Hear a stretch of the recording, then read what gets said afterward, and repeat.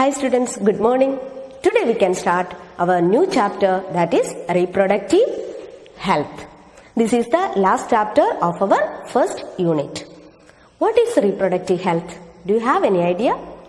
In simple terms, we can define it as healthy reproductive organs with normal functions. But actually it has a very broad perspective. According to World Health Organization, reproductive health means it's a state of complete well-being in all aspects of reproduction. That means social, physical, emotional, behavioral. Okay. In this chapter, we will discuss about what is the importance of maintaining reproductive health, what are the contraceptive methods used to control the population, which are the different sexually transmitted diseases, infertility, etc. Okay, and India was the first country in the world to initiate certain action plans and programs to bring about a complete reproductive health. These programs were known at that time as family planning programs. It was started in the year 1951. Now also the programs are going on under the heading Reproductive and Child Healthcare Programs. The main objective of this program is giving awareness to the society and also provide the infrastructure to maintain reproductive health. Amniocentesis. It is a prenatal sex determination mechanism. That means before birth, we can identify the sex of the child by analyzing the chromosomal pattern of amniotic fluid surrounding the fetus. Okay, but nowadays it is being misused. It increases the female feticide. In order to check it, now there is a statutory ban on this. And in India, the population is growing in an alarming rate. Okay, it is known as population explosion. What is the main cause of that? First thing is decrease in the mortality rate. Mortality rate means death rate. Both maternal mortality rate and infant mortality rate.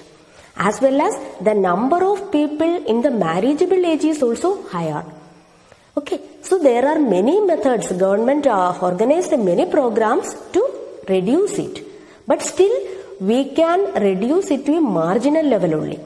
And there are many other methods we are normally following to reduce the population growth or to avoid unwanted pregnancies. Now we can study these different methods. Okay. These methods are known as the contraceptive methods. Contraceptive methods. There are different contraceptive methods. First one, natural method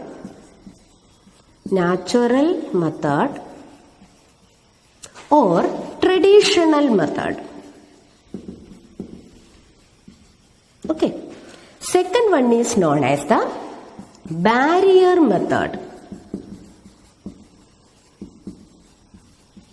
Third one is IUDs. IUD means intrauterine devices. Then oral contraceptives.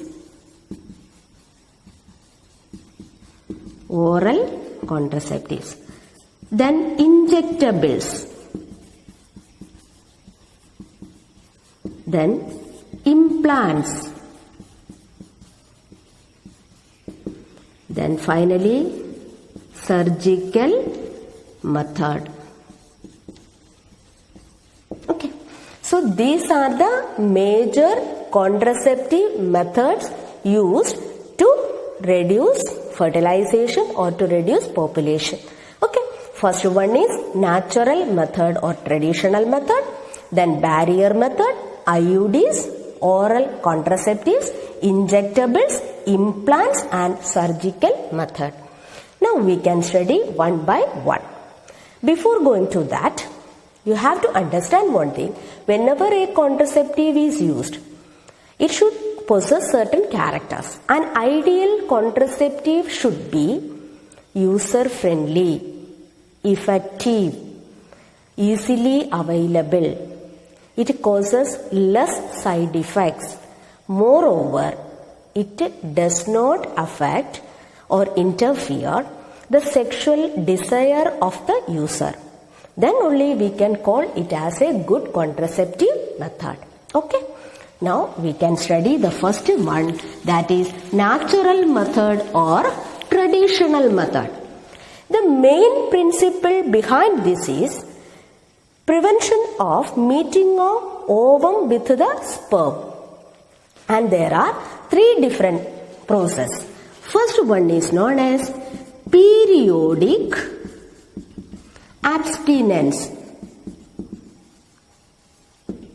Periodic abstinence. Here, you know, the total menstrual cycle is of 28 days duration. Okay.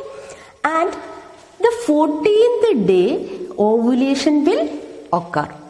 This is total 28 and the middle, that is 14th day ovulation normally occur. But it is not all the time the correct 14th day.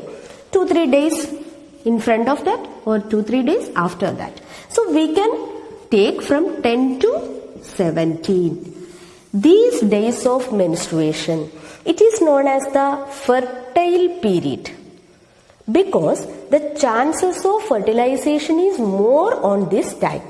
So avoid sexual contact during this fertile period. In this way, we can prevent fertilization and pregnancy. Clear? That is periodic abstinence. Stay away from sexual contact during this fertile period. Okay. Then the second method is known as, that is also a natural method. It is known as withdrawal or coitus interruptus. Withdrawal or coitus interruptus. Here, withdraw the penis from the vagina before ejaculation to prevent insemination. That means before the semen is injected or transferred to the vagina, the penis can be removed so that fertilization or the meeting of ovum with the sperm can be prevented. Okay, that is another natural method. Then the third method is known as lactational amenorrhea. Lactational amenorrhea. Here, when the mother is breastfeeding the baby fully, at that time, fertilization and related activities, that means ovulation and other related activities are less. There is less chance of ovulation during intense lactation, but it is only a chance factor. That means the chances of failure is more. But the thing is, there is less side effect. There is no side effect. Okay. So these are the different methods used in natural method or traditional method. Now we can move to the second contraceptive, that is barrier method. Okay. In this barrier method, certain mechanical barriers are used to prevent the entry of sperms into the female genital tract. Normally used one is condom. Condoms are used. Okay, it is a latex or rubber sheath which cover the penis of the male. Nowadays female condoms are also available. Okay, this condom, the use of condom nowadays it is increases because it gives some privacy. The user itself can insert it. So it gives some privacy, and moreover, one more advantage it is giving. That is, while using this, they can prevent the spread of sexually transmitted diseases. That's a major advantage with condom. And apart from condoms, diaphragms, cervical caps, walls, etc. are also available for females. Okay, these things a female can use to cover the cervix. And in addition to this, some spermicidal creams, jellies, etc. are also used to give more effectiveness. For more efficiency, these things are also used.